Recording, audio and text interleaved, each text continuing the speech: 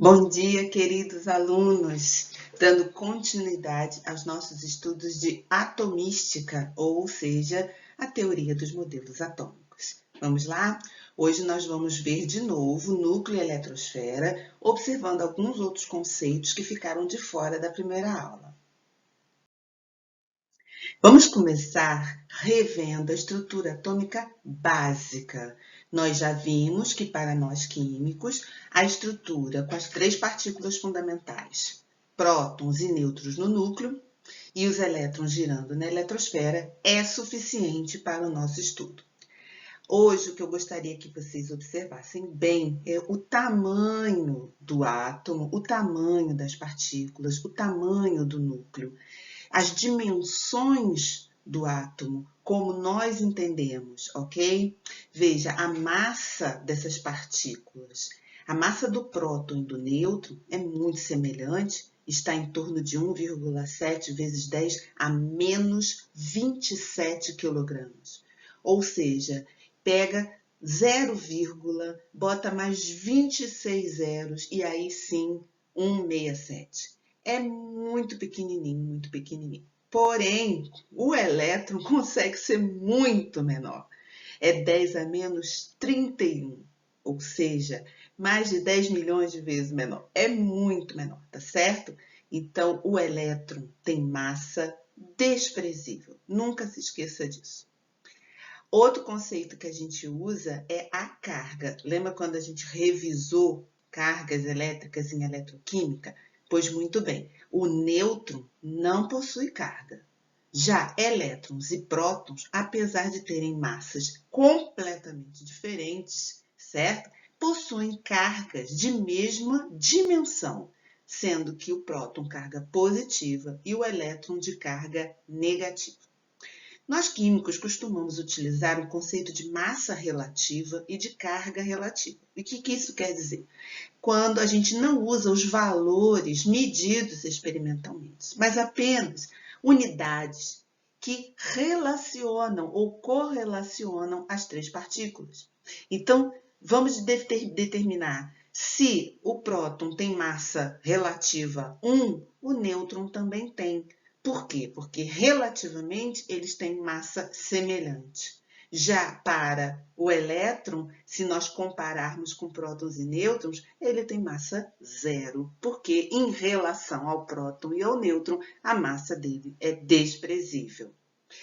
Quanto à carga, também podemos fazer essa relação, onde a gente só está interessado na carga e não no valor medido desta carga, certo? Então, dizemos que próton tem carga mais 1, elétron tem carga menos 1 e nêutron tem carga 0. E por último, recordar com vocês que o núcleo é onde está concentrada toda a massa do átomo, com prótons e nêutrons, e os elétrons de massa desprezível girando ao redor, sendo que a distância, o tamanho do núcleo em relação ao átomo como um todo, pode ser de 10.000 a 100.000 vezes maior. Então, observa essa figura. Essa figura, ela ainda não corresponde ao que a gente imagina que seja o átomo, tá? Serve para a gente lembrar que no núcleo está condensada toda a massa do átomo, entre prótons e nêutrons unidos maciçamente no núcleo. Já na eletrosfera, uma região praticamente sem massa, porque densidade nenhuma, a gente está considerando a massa do elétron desprezível, então é uma região onde, estando os elétrons, mesmo assim, é muito espaçada, muito vazia. E lembrando que a dimensão do núcleo em relação ao átomo é absurdamente maior, tá certo? Lembra do modelo Maracanã? Então, se o núcleo é do tamanho da bola de futebol, o átomo como um todo é do tamanho do estádio do Maracanã, como um todo. É muito maior. Então, o átomo, na verdade, ele é feito muito mais de espaços vazios do que de matéria em massa, ok? Bom, agora vamos trabalhar com o núcleo especificamente, para a gente acabar de vez com a confusão entre número de massa e massa atômica. São dois conceitos relacionados ao núcleo do átomo, aonde se concentra toda a massa do elemento, tá bom? Quando trabalhamos com número de massa, número atômico, aquela notação científica que você já está careca de conhecer, qual é o conceito, a definição de número de massa? Soma de todas as partículas que tem no núcleo. Veja, a gente tem átomo de tudo quanto é tipo. Nós temos dedo mais pequenininho, que é o hidrogênio, que só tem um próton no núcleo, até os átomos transurânicos, aqueles gigantescos com 200, 300 partículas no núcleo. O que quer dizer número de massa? A gente conta quantas partículas tem no núcleo. Então, para o hidrogênio, só tem uma partícula no núcleo. Para o hélio, são 4 partículas no núcleo. Não importa se é prótons ou se são nêutrons, não importa. Importa é a quantidade total de partículas no núcleo, tá certo? Para o neônio, são 20 partículas no núcleo. Por acaso, são 10 prótons e 10 nêutrons, mas poderia não ter um número idêntico, tá certo? Vejamos, o flúor, ele tem 9 prótons e 10 nêutrons. Então, somando 19 partículas no núcleo. E massa atômica? Nós vimos agora mesmo a massa dos prótons e dos nêutrons. Então, a massa atômica é a massa que esse conjunto de partículas soma numa balança. Veja que número atômico é sempre um número inteiro. Massa atômica é a massa somada de todas as partículas do núcleo. Nós acabamos de ver a massa das partículas. Elétrons, massa desprezível, mas prótons e nêutrons têm massa. Então, vamos somar todas as massas e dizer a massa atômica. Na verdade, nós não usamos a unidade quilograma para expressar a massa atômica, a massa das partículas do núcleo. Qual é a unidade que nós usamos normalmente? Vocês lembram? Nós usamos U, unidade de massa atômica, U, definida como 1/12 da massa do núcleo do carbono 12. Se fizer uma analogia, U corresponde a 1,66 vezes 10 a menos 27 quilogramas. Mas nós não usamos quilograma para estipular a massa atômica, nós usamos U, correto? Nenhum problema, eu posso medir um terreno em metro, quilômetro, hectare, alqueires. São várias unidades de medida que eu posso usar para medir um terreno. Eu posso medir um objeto com centímetro, com polegada, pé, não é verdade? Então, existem várias unidades. Para a massa do átomo também, e a mais usada pelos químicos é a unidade de massa atômica U. Então, vejamos, quando a gente olha na tabela periódica, o que nós encontramos de informação? O número atômico? Sim, o número atômico. Mas é o número de massa que está lá? Não. O que está lá é a massa atômica expressa em U. Então, aquele número maior, ali no caso do neônio, 20,1797, U, unidades de massa atômica. Se você olhar a sua tabela periódica, a massa atômica está sempre cheia de casas decimais. Por quê? O que será? Você já viu isso comigo em alguma revisão por aí. Apesar de estarmos usando U e não a massa em quilograma, por que aparece aquele monte de casa decimal? Porque, na verdade, a massa atômica referida lá na tabela periódica é a média ponderada das massas atômicas de todos os isótopos possíveis daquele elemento. Você sabe que na natureza os elementos se apresentam isótopos. Lembra do hidrogênio? Tem o prótio, o deutério e o trítio. Lembra do carbono? Tem o carbono 12, o carbono 13, o carbono 14. Por exemplo, para o cloro tem o cloro 35 e o cloro 37. Eles aparecem juntos na natureza. Quando você bota uma pitadinha de sal na sua comida, 75% do cloro do sal é o cloro 35 e 25% do cloro daquele salzinho é cloro 37. Eles vêm juntos na natureza. Então, nada mais justo que, ao medirmos a massa de um elemento, façamos uma média ponderada desses dois valores. E como faz essa conta? como qualquer média ponderada. Massa do elemento vezes a sua proporção na natureza, certo? Dividido por 100%. Você já viu esse cálculo em algum momento da sua vida. Estamos só recordando o que significa aquela massa atômica.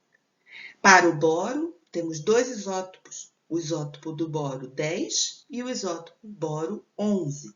O boro 10 tem uma importância menor na natureza, só 18,5%.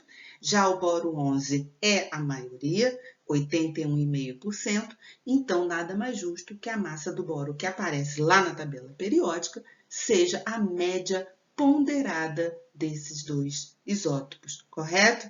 Então, eu multipliquei o isótopo de massa 10 por 18,85% e o isótopo de massa 11 por 81,5%. E aí a média é 10,81 U, porque estamos trabalhando com qual unidade? Unidade de massa atômica.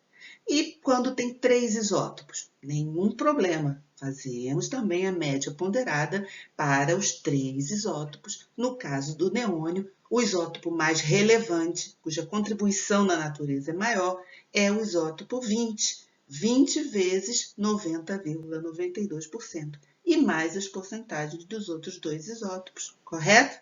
No dia a dia, a gente sempre vai usar o valor arredondado, vocês sabem disso.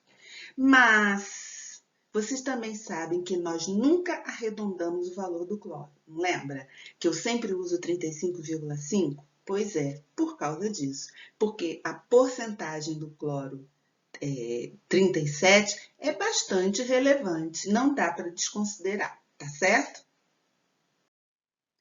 Agora que já vimos com detalhe o átomo como um todo e o núcleo, vamos agora dar uma olhadinha na eletrosfera. A eletrosfera, ela começa a tomar importância no modelo atômico de Bohr, quando Bohr critica o modelo de Rutherford, dizendo, olha, realmente os elétrons estão destacados do núcleo, girando ao redor do núcleo no seu modelo planetário, porém, para que esse modelo tenha consistência, a gente tem que pensar no nível de energia de cada órbita. Cada nível, cada órbita tem uma energia, que a gente chama de estado estacionário. Vocês lembram disso? Essa teoria, esse modelo de Bohr, ajudou muito a explicar o velho teste de chama. O teste de chama consiste em você colocar uma substância na chama. E algumas substâncias, quando colocadas na chama, dão esses fantasminhas coloridos. Por isso são chamados de espectros, tá? Eles são muito melhor observados no escuro, então faz aquele fantasminha. Por exemplo, o lítio, quando colocado na chama, faz um fantasminha vermelho. Já o sódio faz um fantasminha laranja, amarelado. E o potássio faz um fantasminha lilás. E assim por diante. Esses sais são aqueles utilizados nos fogos de artifício. Então, se você quiser fazer fogos de artifício laranja, coloca sal com sódio. Se você quiser um fogo de artifício lilás, coloca um fogo com um sal de potássio, tá certo? Muito bem. Esse modelo serviu para explicar este fenômeno dos espectros. Os elementos com cores diferentes quando colocados na chama. Qual é a explicação para esse fenômeno? Você se lembra? A explicação é que o átomo como um todo, ao receber a energia da chama, absorve uma parte dessa energia. E absorve como? Apenas na eletrosfera, não no núcleo. A eletrosfera absorve como? Os elétrons saltam para órbitas de maior energia, se afastando do núcleo. Porém, ele regressa ao seu estado original, à sua camada ou à sua órbita original, liberando esta quantidade de energia. Ele sempre absorve uma quantidade fixa que serve para ele pular exatamente para uma outra órbita. E quando ele volta, ele retorna liberando exatamente aquela quantidade absorvida. Lembra dos pacotes de energia, das quantidades de energia, dos quantum de energia? É assim que se explica o fenômeno dos fantasminhas coloridos ou dos espectros coloridos, correto? Então, temos o modelo de Bohr, serviu para justificar este fenômeno, que é diferente de fosforescência e fluorescência. É muito parecido, mas não é igual. Vou parar um pouquinho só para explicar fosforescência e fluorescência, depois nós voltamos para o átomo de Bohr, tá bom? Qual é a diferença? É que na fosforescência e na fluorescência eu não preciso aquecer, eu não preciso forçar a absorção da energia pelos elétrons. É um fenômeno natural. Algumas substâncias absorvem a luz do sol, a luz do dia a dia, a luz normal, sem nenhum tipo de aquecimento, nem de eletricidade, nada disso, absorvem. E, cessada essa fonte de absorção, que é a luz natural, ele devolve essa energia, certo? Igualzinho lá no outro modelo, de uma forma também espontânea. Então, qual é a diferença entre a fosforescência e a fluorescência? A diferença é que as substâncias capazes de produzir fosforescência, elas liberam essa energia lentamente. É o exemplo daquelas estrelinhas que a gente coloca no teto do quarto. Logo assim que apaga a luz, elas estão muito brilhantes. Com o passar da noite, elas vão ficando cada vez mais fracas, mais fracas, mais fracas. Por quê? Porque essas substâncias vão liberando, devolvendo essa energia de uma forma mais lenta. É a fosforescência. Já a fluorescência, a substância absorve essa energia que é doada e libera também muito rapidamente. Só que ela libera, cessou a luz, ela para também de liberar. É só enquanto está recebendo. É o caso das placas de sinalização nas estradas à noite. Quando o farol bate, ela brilha, parece que ela está acesa. Tirou a luz do farol, ela apaga também.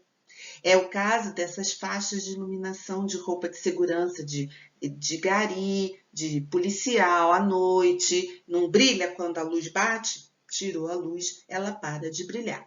Qual é a diferença para o teste de chama? Não precisa aquecer, não precisa passar corrente elétrica. É um processo muito mais natural e espontâneo, ok? Por que fosforescência? Porque a primeira vez que esse fenômeno foi observado foi com o átomo de fósforo 4, o fósforo branco. Essa substância, ao jogar luz, ele absorve essa energia e libera bem lentamente, certo? Ele brilha por um tempo e depois ele perde o brilho. E a fluorescência foi observado na primeira vez com a substância fluorita. Ao se jogar luz, ela brilha. Tirou a luz, ela para de brilhar, certinho? Por quê? Porque devolve toda a energia recebida muito rapidamente. Esses dois fenômenos são muito diferentes da bioluminescência. A bioluminescência acontece com vagalumes, hidras, elas brilham e aí não é absorver energia externa e devolver energia externa por causa dos saltos dos elétrons. Não é isso. É um fenômeno químico, são reações químicas capazes de produzir um tipo específico de energia. Que tipo de energia? Energia luminosa. Nós já sabemos que existem reações químicas que produzem calor, exotérmicas. Nós sabemos que existem reações químicas que produzem energia elétrica. Estudamos eletroquímica. A bioluminescência são reações químicas que produzem energia na forma de luz. Tá certo? Não são saltos quânticos entre os elétrons. Mas voltemos à nossa eletrosfera. Sabe aquele teste de chama? Pois é. Esse teste de chama foi feito utilizando uma lâmpada, do tipo aquela lâmpada de Crookes. Sabe qual é? Que bota um gásinho lá dentro e passa a corrente elétrica e gera uma lâmpada. Pois é, uma lâmpada de neon, uma lâmpada de Crookes. É um gás que, passando corrente elétrica, ela absorve energia e depois libera energia na forma de cores, porque o salto quântico libera energia no visível. Então, você sabe que quando a gente passa a luz branca, a luz do sol, qualquer luz branca através de um prisma, ela sofre difração e a gente consegue ver todo o arco-íris. Não é isso que acontece quando o sol bate nas gotinhas de chuva? Difração de todo o espectro da luz branca. Agora, imagine aquele teste de chama ou uma lâmpada de Crookes, cuja luz emitida também seja submetida à difração por um prisma. Foi isso que aconteceu com o gás hidrogênio. Fizeram experiências que Sommerfeld estudou, né? E veja, a luz emitida por uma lâmpada de hidrogênio ao passar por um prisma deu esse espectro lindo aqui. Em vez de uma cor só, essa cor foi difratada e aí a gente pôde observar todos os comprimentos de onda dessa luz inicial. Esse espectro de hidrogênio foi estudado bastante por Bohr, por Sommerfeld também. E eles constataram os saltos quânticos. Essa parte do espectro é chamada de série de Balmer, e Balmer, inclusive, verificou os cálculos para saber exatamente qual era o salto quântico que estava acontecendo ali. Então, ficou definido que os maiores comprimentos de onda correspondiam a esses saltos maiores aqui, o roxinho. E os menores comprimentos de onda correspondiam ao vermelhinho aqui, nessa menor salto quântico, ok? Então, maior energia e menor energia. Acontece que Sommerfeld resolveu observar mais de perto esses espectros. Para o hidrogênio é esse, mas para outros elementos também tinham espectros diferentes. Ele resolveu olhar mais de pertinho com uma lupa. E o que ele percebeu é que, na verdade, não era um raio, eram vários. Então, onde se via aquele raio vermelho, na verdade, tinham vários raiozinhos ali dentro. Onde se via aquele raio azul, o lilás, eram vários raiozinhos e cada vez mais próximos. O que Sommerfeld percebeu? Que, além daqueles saltos quânticos previstos, haviam saltinhos intermediários, porém muito bem definidos, tá? Aqui está a série de Balmer, que cai na região do espectro que nós conseguimos enxergar, visível. Os estudos posteriores mostraram que o hidrogênio também faz outros saltos quânticos, porém nossos olhos não conseguem enxergar. Então, nós precisamos de uma tecnologia um pouco mais avançada para poder descobrir. E Paschen estudou também na região do infravermelho e verificou que haviam saltos quânticos também naquela região, tá? Então, o que a gente está vendo na figura é porque caiu no espectro visível. O que não é visível, a gente não consegue enxergar. Bom, qual foi a conclusão de Sommerfeld? Que além daqueles saltos de camada para camada, haviam saltinhos intermediários. Então, o que ele propôs? Que existiam, além dos níveis, subníveis dentro desses níveis. E ele usou os nomes usados nas técnicas de espectroscopia. A gente já viu isso, né? Ele deu o nome dos subníveis, os nomes de como se marcavam os tracinhos, os mais grossos, os mais finos, os mais fraquinhos, com os nomes de Sharp, Principal, Diffuse and Fundamental, certo? Então, a gente usa até hoje essas letrinhas S, P, D e F para designar os subníveis pensados, idealizados por Sommerfeld. Outra coisa que ele observou é que, dentre esses subníveis, havia uma hierarquia de energias também.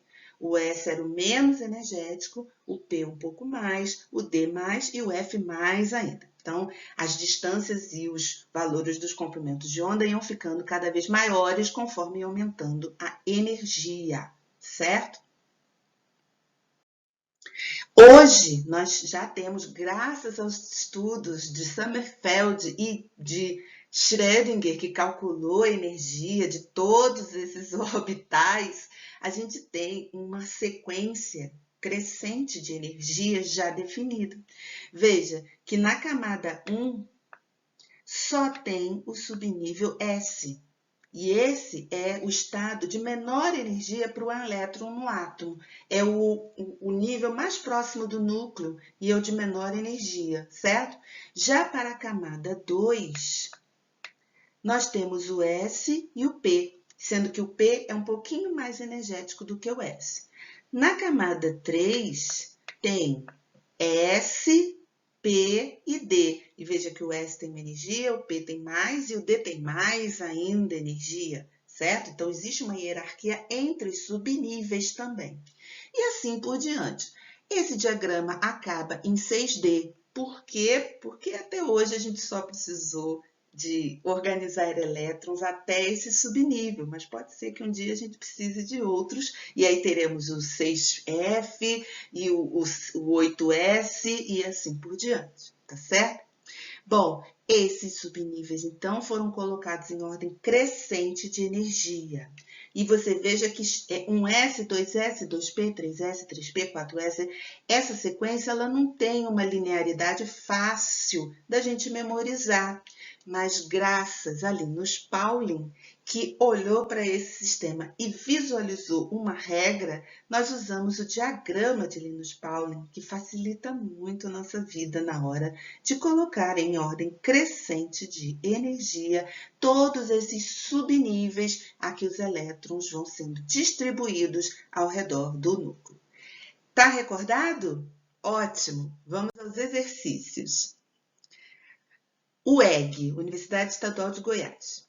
Para termos ideia sobre as dimensões atômicas em escala macroscópica, podemos considerar que, se o prédio central da Universidade Estadual de Goiás, em Anápolis, fosse o núcleo do átomo de hidrogênio, a sua eletrosfera pode estar a aproximadamente 1000 quilômetros. Dessa forma, o modelo atômico para a matéria é uma imensidão de vácuo com altas forças de interação. Considerando-se a comparação apresentada no enunciado, a presença de eletrosfera é coerente com os modelos atômicos de... E aí ele sempre dá um par de cientistas para nós escolhermos.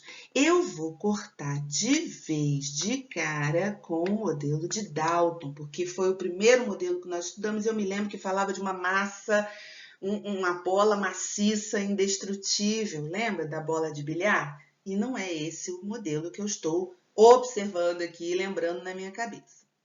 Outro cientista que eu vou cortar também de cara é Thomson, porque Thomson é o segundo modelo. É aquele do pudim de passas, onde os elétrons ainda se encontram, né, na imaginação dos cientistas, grudados na massa de carga positiva, que hoje a gente chama de núcleo.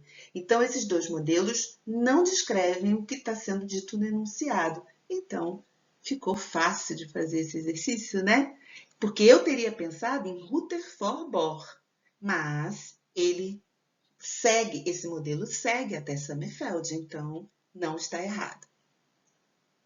É o modelo Maracanã. Um aluno recebeu na sua página de rede social uma foto mostrando fogos de artifício.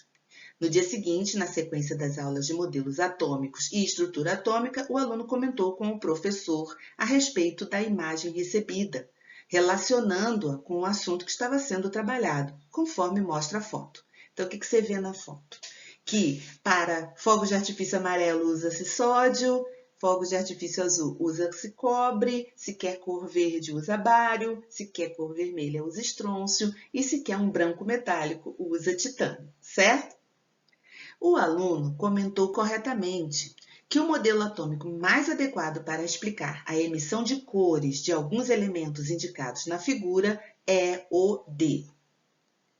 É o nosso teste de chama utilizado de uma forma criativa, não é? Bom, já sabe, né? Dalton, não serve para explicar esse modelo. Esse modelo é aquele que os elétrons recebem e liberam energia. Então, não pode, porque Dalton nem falava de elétrons. Proust, querido Proust, Proust sequer mencionou o fato de haver um modelo atômico. Proust estava preocupado com as massas dos elementos, lembra? Muito bem. Thomson também não serve. Por quê? Porque Thomson descobriu os elétrons. Porém, para Thomson, os elétrons não se destacavam do átomo. Eles permaneciam unidos ao núcleo positivo. Então, nós temos o modelo de Rutherford e o modelo de Rutherford-Bohr. O modelo de Rutherford não considera as camadas com energia quantizada, aquele estado estacionário que o elétron permanece com a sua própria energia. Então, só serve para a gente o modelo de Rutherford enriquecido, melhorado com as ideias de Bohr. No diagnóstico de septicemia, utilizamos um exame chamado de hemocultura, cujo resultado é dado em 48 horas. Hoje, com a utilização de computadores e a introdução de um ativador químico, o resultado pode ser dado em aproximadamente 8 horas, ajudando dessa maneira a salvar muitas vidas. O ativador químico usado nos meios de hemoculturas são ativados através de gás carbônico, produzidos pelas bactérias, que faz com que um elétron de uma camada interna salte para uma camada mais externa, ficando o elétron numa posição instável. A energia emitida pelo elétron ao retornar à sua camada primitiva é na forma de ondas. E aí ele dá 4 opções. Eletromagnéticas, que podem ser luz visível ou não, dependendo do salto eletrônico. Letra B, eletromagnéticas, de luz verde, de comprimento de onda maior que a luz vermelha. Letra C, eletromagnéticas, de luz vermelha, de comprimento de onda menor que a luz violeta. E a letra D, não eletromagnéticas. Bom, a luz é uma onda eletromagnética, então a letra D está errada. Você viu lá, quando a gente viu as raias do hidrogênio, que a série de Balmer era no visível, mas existem outros saltos quânticos, tanto na região do infravermelho como do ultravioleta, certo? Então, e que existiam raias do espectro de todas as cores. Então, obviamente, é a letra A, tá certo? Não fixa na luz verde e nem fixa na luz vermelha, tá bom? O sulfeto de zinco, ZnS, tem a propriedade denominada de fosforescência, capaz de emitir um brilho amarelo esverdeado depois de exposto à luz. Aí tem 3 fotos de objetos que foram de plástico, objetos de plástico que foram recobertos com sulfeto de zinco e por isso apresentam a propriedade da fosforescência. Analise as afirmativas a seguir, todas relativas ao ZnS, e marque a opção correta. Letra A. Salto de núcleos provoca fosforescência. Fala sério, né? Se um núcleo pular na tua frente, você corre, porque é radiação, não é? Toda a estrutura nuclear, todas as reações que a gente chama de reações nucleares são do ramo da radioatividade, correto? E não é o caso da fosforescência. Letra B. Salto de nêutrons provoca fosforescência. É praticamente o mesmo raciocínio de cima, porque o nêutron está dentro do núcleo. Quando o nêutron foge do núcleo, corre, porque lá vem radiação. Letra C. Salto de elétrons provoca fosforescência. Sim, os elétrons absorvem a luz natural, não precisa aquecer, não precisa ligar na energia elétrica, não precisa nada. Ele absorve e depois ele devolve na forma de fosforescência. Letra D. Elétrons que absorvem fótons aproximam-se do núcleo. Não é isso. Quando o elétron absorve qualquer tipo de energia, ele se afasta do núcleo para camadas de maior energia, certo? Letra E. Ao apagar a luz, os elétrons adquirem maior conteúdo energético. Ao contrário, é quando apaga a luz, os elétrons eles vão perdendo energia e vão retornando aos seus estados de origem, às suas camadas de origem. Então, a resposta certa, já vimos, é a letra C. Desculpa. Cada elemento químico apresenta um espectro característico e não há dois espectros iguais. Nós vimos durante a aula o espectro do hidrogênio. Aqui na figura, ele traz, mesmo sem cor, o espectro do hidrogênio, do hélio e do mercúrio, tá? Então, imagine essas raiazinhas, cada uma de uma corzinha diferente, tá bom? O espectro é o retrato interno do átomo e, assim, é usado para identificá-lo conforme ilustração dos espectros dos átomos dos elementos hidrogênio, hélio e mercúrio. Bohr utilizou o espectro de linhas para representar seu modelo atômico, assentado em postulados cujo verdadeiro é. Então, a gente tem que ler as questões e ver qual a única que está correta. Letra A. Ao mudar de órbita ou nível, o elétron emite ou absorve energia superior à diferença de energia entre as órbitas ou níveis onde ocorreu esta mudança. Não é bem assim. Ele absorve exatamente a energia necessária para pular de uma órbita ou de um nível para outro e, quando retorna, devolve exatamente aquela quantidade absorvida, certo? Ele não guarda nada para depois. Letra B. Todo átomo possui um certo número de órbitas, com energia constante, chamadas estados estacionários, nos quais o elétron pode movimentar-se sem perder nem ganhar energia. Sim, enquanto o elétron está na sua camada, na sua órbita, ele tem a mesma energia o tempo todo, por isso chamado de estado estacionário. Então, essa está certa. Letra C.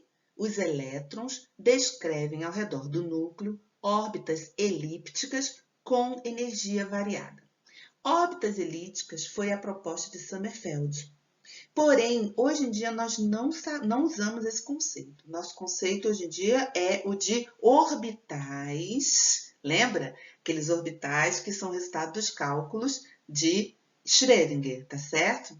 E letra D. O átomo é uma esfera positiva que, para tornar-se neutra, apresenta elétrons, partículas negativas, incrustados na superfície. Incrustado é coisa muito antiga, é coisa de Thomson. Não, né? Resposta, então, é a letra B, certo? Isso. Tá? Então, eu trouxe de novo a fotinho dele. Absorve a energia necessária para pular para um outro estado e, quando retorna, ele devolve tudinho que ele pegou na forma de uma onda eletromagnética, que, se for no comprimento de onda do visível, nós vamos enxergar a cor. Se não for na faixa do visível, se for infravermelho ou ultravioleta, nós não vamos enxergar. Quando uma pequena quantidade de cloreto de sódio é colocada na ponta de um fio de platina e levada à chama de um bico de Bunsen, a observação macroscópica que se faz é que a chama, inicialmente azul, adquire uma cor laranja. Outros elementos metálicos ou seus sais produzem uma coloração característica ao serem submetidos à chama. Como exemplo, o potássio violeta, cálcio vermelho tijolo, estrôncio vermelho carmim e bário verde. O procedimento descrito é conhecido como teste de chama, que é uma técnica utilizada para a identificação de certos átomos ou cátions presentes em substâncias ou misturas. Sobre o assunto acima e com base na teoria atômica, é correto afirmar que, número 1, as cores observadas para diferentes átomos no teste de chama podem ser explicadas pelos modelos atômicos de Thomson e Rutherford. Já sabemos que Thomson é o cara do pudim. O modelo dele não serve para explicar o teste de chama, modelo dele é anterior a essas experiências, ok? O modelo de Thomson foi muito importante para mostrar para a gente a presença dos elétrons, mas não da eletrosfera. 2. As cores observadas na queima de fogos de artifícios e da luz emitida pelas lâmpadas de vapor de sódio ou de mercúrio não são decorrentes de processos eletrônicos idênticos aos observados no teste de chama. São sim, é a mesma teoria, é a teoria do salto quântico. O átomo recebe aquela energia, os elétrons absorvem a energia, pulam, são saltos quânticos para camadas de maior energia e ao retornarem para suas camadas ou órbitas de origem, liberam aquela quantidade de energia. Se for uma quantidade de energia cujo comprimento de onda é visível, a gente vai ver cor. Se não for visível, infravermelho ou ultravioleta, nós não veremos cor. 4. A cor da luz emitida depende da diferença de energia entre os níveis envolvidos na transição das partículas nucleares. Mas quem falou que partícula nuclear sofre transição? Já falei para você, quando uma partícula do núcleo se mexer, corre! Lá vem radiação, correto? 8. No teste de chama, as cores observadas são decorrentes da excitação de elétrons para níveis de energia mais externos, correto? Provocado pela chama. E quando esses elétrons retornam aos seus níveis de origem, liberam energia luminosa, no caso, na região da luz visível. Exatamente, então a 8 está certa. 16. As cores observadas podem ser explicadas considerando-se o modelo atômico proposto por Bohr. Correto. Então, os certos são o 08 e o 16. Certo, queridos? Além de aprendermos fosforescência e fluorescência, revimos alguns conceitos muito importantes para as questões de concurso, tá certo? Na próxima aula veremos números quânticos. Te prepara!